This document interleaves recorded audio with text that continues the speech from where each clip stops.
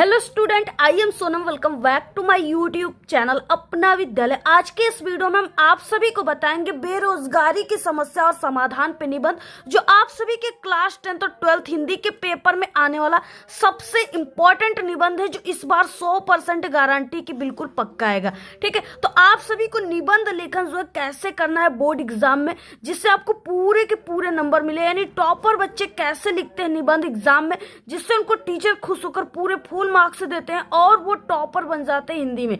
तो हम आप सभी को वही तरीका बताने वाले हैं। अगर आप लोग बेरोजगारी की समस्या और समाधान पे निबंध याद करते करते थक गए, आपको याद नहीं हो रही है, तो इस वीडियो में हम आपको 5 से 6 ऐसे ट्रिक और टिप्स बताने वाले, जिससे आप लोग पूरे निबंध लेखन को चुटकियों में याद कर लोगे। ठीक है, और हम आपको बता दें कि बहुत सारे बच्चे होते हैं जो निबंध तो लिखते हैं, लेकिन उनको पूरे जो है इस तरीके से 7 में, ठीक है, पूरे 7 नंबर नहीं मिलते। सिर्फ 7 नंबर में उनको इस तरीके से यानी 3 नंबर या 4 नंबर टीचर देकर छोड़ देते हैं, क्योंकि उनको लिखने का सही ढंग नहीं पता होता है, सही तरीका नहीं पता होता है, जिसके कारण उनके नंबर कट जाते हैं। और वही निबंध लेखन को एक टॉपर बच्चे लिखते हैं, उनको पूरे 7 में 7 नंबर मिलते हैं, क्योंकि उनको लिखने की तरीका पता होती है। तो यहाँ पे हम आप सभी को वही टॉपर की न्यू ट्रेंडिंग ट्रिक बताने वाले हैं, जिससे आपको पूरे 7 नंबर मिले। पूरा लिखित रूप से बताएंगे।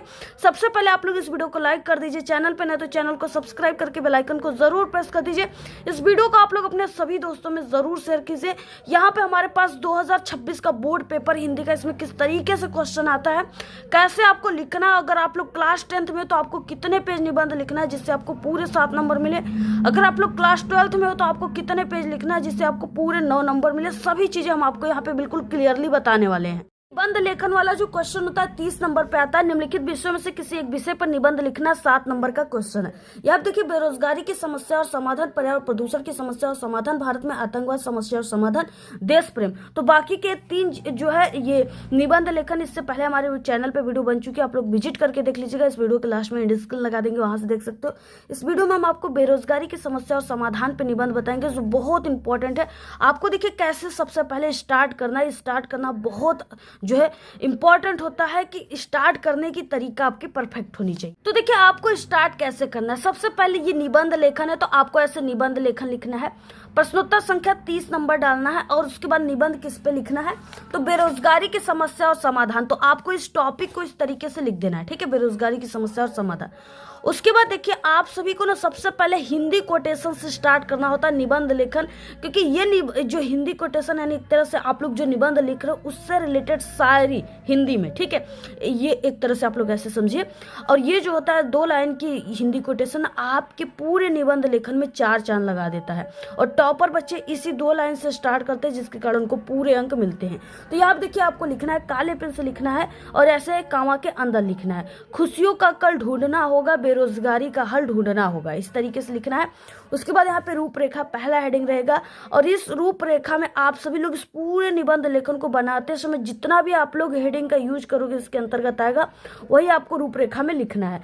यहाँ पे देखिए प्रस्तावना, बेरोजगारी का अर्थ, बेरोजगारी का कारण क्या है, यानी कैसे बेरोजगारी बढ़ रही है, बेरोजगारी को रोकने का उपाय क्या है, और लास्ट हेडिंग उपसंहार रहेगा। ठीक है, उसके बाद देखिए अब आपको एक एक हेडिंग डाल करके यहाँ पे आप सभी को काले पेन से और इसके बारे में आपको लिखना है, और 1 से 2 लाइन के आपको गैप देकर अगली हेडिंग डालना है इस तरीके से। तो यहाँ पे देखिए हो जाएगा कि आज हमारे देश में बेरोजगारी बहुत ही गंभीर समस्या बन चुकी है। बेरोजगारी किसी भी देश के विकास में एक बाधक है।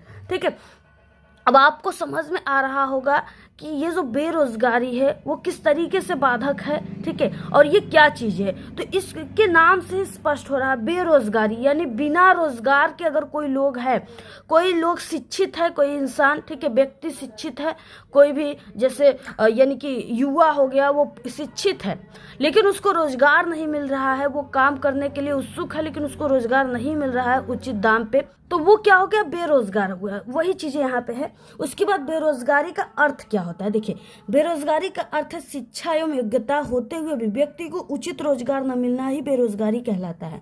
इसमें बालक, वृद्ध और अक्षम एवं अपंग व्यक्तियों को बेरोजगार की श्रेणी में नहीं रखा जा सकता। ठीक है, क्योंकि वो काम करने योग्य नहीं है। अब देखिए ऐसे व्यक्ति जो है 60 साल के पार हो गए, उनको जो है बेरोजगार नहीं कहा जा सकता, क्योंकि वो काम करने के योग्य नहीं है।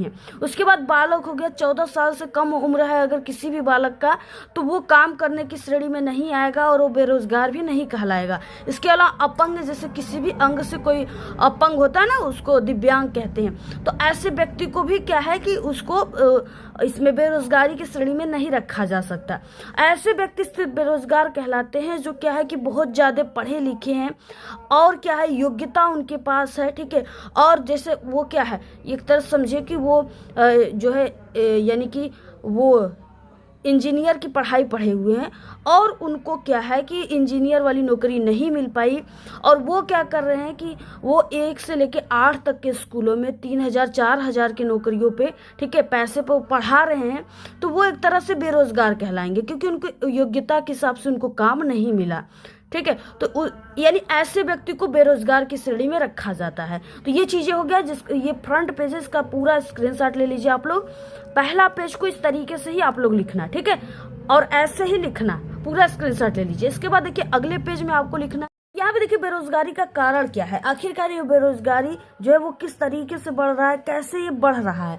तो यहाँ पे देखिए बेरोजगारी के कुछ प्रमुख कारण इस प्रकार, जैसे जनसंख्या में तीव्र गति से वृद्धि, सबसे पहला कारण तो यही है, जनसंख्या वृद्धि, ठीक है। उसके बाद शिक्षा का अभाव है, वैज्ञानिक उपकरणों का अधिक मात्रा में उपयोग, यानी क्या है कि जहाँ पहले लोग क्या करते थे, जब ये उपकरण वगैरह नहीं था तो लोग ज्यादा से ज्यादा लोग गाँव से लोगों को बुलाते थे, यानी वो मजदूर थे, ठीक है, मजदूर लोग को काम दिया जाता था, और कंपनियों में जैसे हो गई तो कम मजदूर लोग काम ज्यादातर करते थे, सभी फील्ड में करते थे।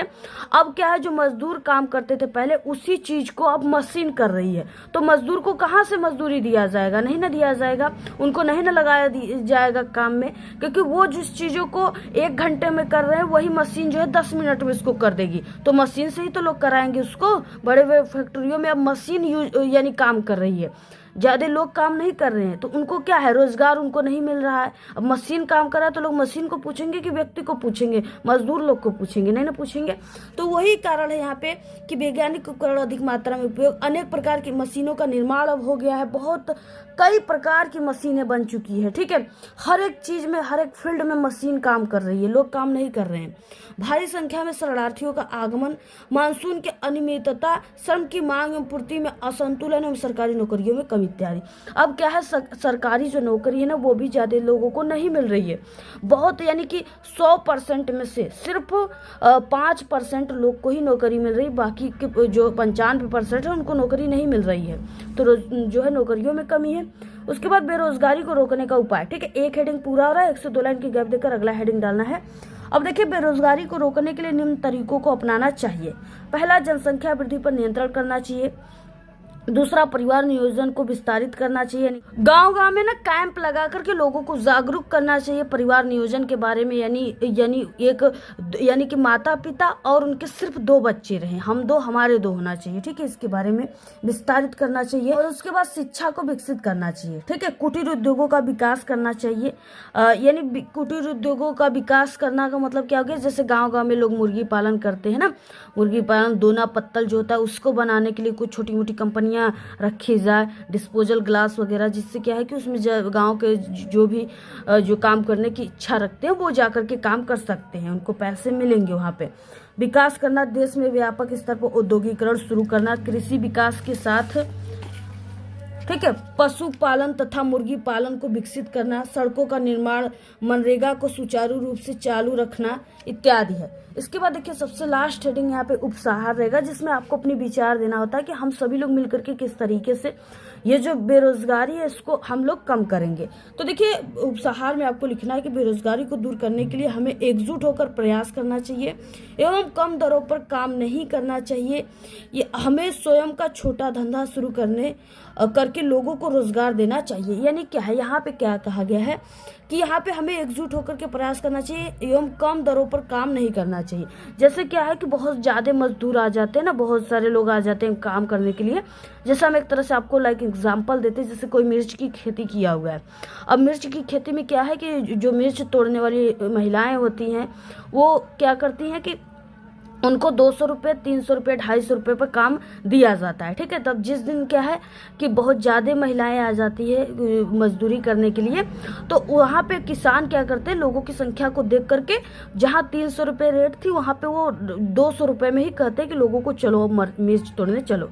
अब क्या है कि अब सोचती हैं महिलाएं, सोचती बहुत ज़्यादा लोग हैं, हम नहीं जाएंगे तो मुझे काम नहीं मिल पाएगा। ठीक है, अब वो लोग सोचती हैं, और पुरुषों भी जाते हैं, पुरुष लोग भी जाते हैं, तो वो लोग क्या करते हैं, सोचते हैं कि 200 में ही कह रहे हैं तो ये 200 में भी हम लोग चले तोड़िए। अब क्या है कि उनकी जो रेट है वो वहाँ से बिगड़ गई। अब लोग उनको डेली जो है 200 रुपये में ही काम कराने के लिए बोलेंगे, और बाकी के लोग जो आए हैं उनसे भी कहेंगे कि वो ने 200 रुपया उन्होंने लिया, आपको भी 200 रुपये लेनी है, तो वहाँ से उनकी रेट बिगड़ गई। ठीक है, तो ऐसे हालत में जो है काम नहीं करने जाना चाहिए, अपने रेट पे अड़िग होनी चाहिए कि मुझे इतने रुपये चाहिए तभी हम लोग जाएंगे।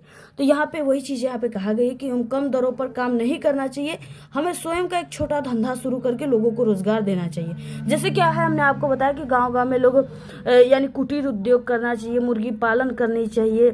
इसके अलावा क्या है कि खेती वगैरह करनी चाहिए, जिसमें गांव के लोगों जो है जो इच्छा रखते हैं काम करने के लिए, उसमें वो जैसे कोई फसल लगाए आप लोग ना, टमाटर लगी हुई है, मिर्च लगी हुई है, तो उसको तोड़ करके भी लोग रोजगार दे सकते हैं लोगों को।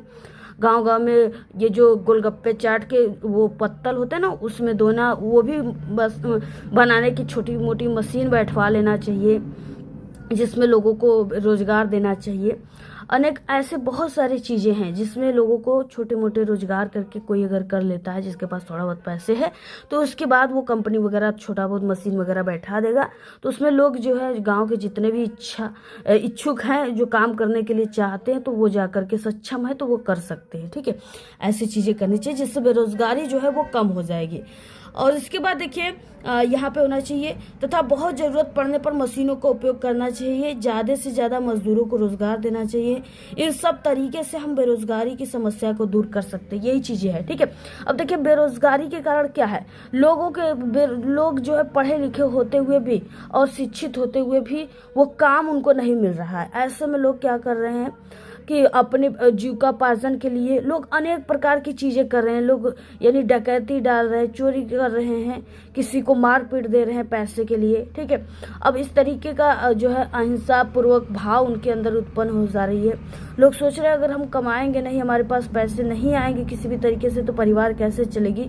इसके लिए वो अनेक प्रकार की जो गतिविधियां कर रहे हैं, तो ये सब बेरोजगारी ही उनको विकसित कर रही है। ठीक है, तो इसी तरीके से आप सभी को इन सब चीज़ों को लिखनी है, बहुत ही इंपॉर्टेंट है, इसको तैयार कर लो जैसे हमने बताया उसी तरीके से आपको लिखना है। पूरा आप लोग इसका स्क्रीनशॉट ले लीजिए, और इसी तरीके से आपको एग्जाम में लिखना है। आपको पूरे के पूरे नंबर मिलेंगे, आधे नंबर भी आपका नहीं कटेगा। और इसमें जितना हो सके ना आपको अपने शब्दों में बना करके लिखना है, क्योंकि बना कर लिखने पर टीचर बहुत ज़्यादा खुश होते हैं और आपको पूरे अंक देते हैं। ठीक है, और इससे पहले हमारे चैनल पर हिंदी की संपूर्ण तैयारी करा दी गई है, जो है पूरे सुबह से वीडियो अपलोड हो रही है। जल्दी से आप लोग नहीं देखे तो जल्दी से वीडियो जरूर क्लिक करके आप लोग देख लीजिए चैनल पे विजिट करके, और इसके पीडीएफ जो टेलीग्राम चैनल को ज्वाइन कर लीजिए। लिंक इस वीडियो के डिस्क्रिप्शन बॉक्स में। वीडियो को ज़्यादा से ज़्यादा शेयर कीजिए। धन्यवाद।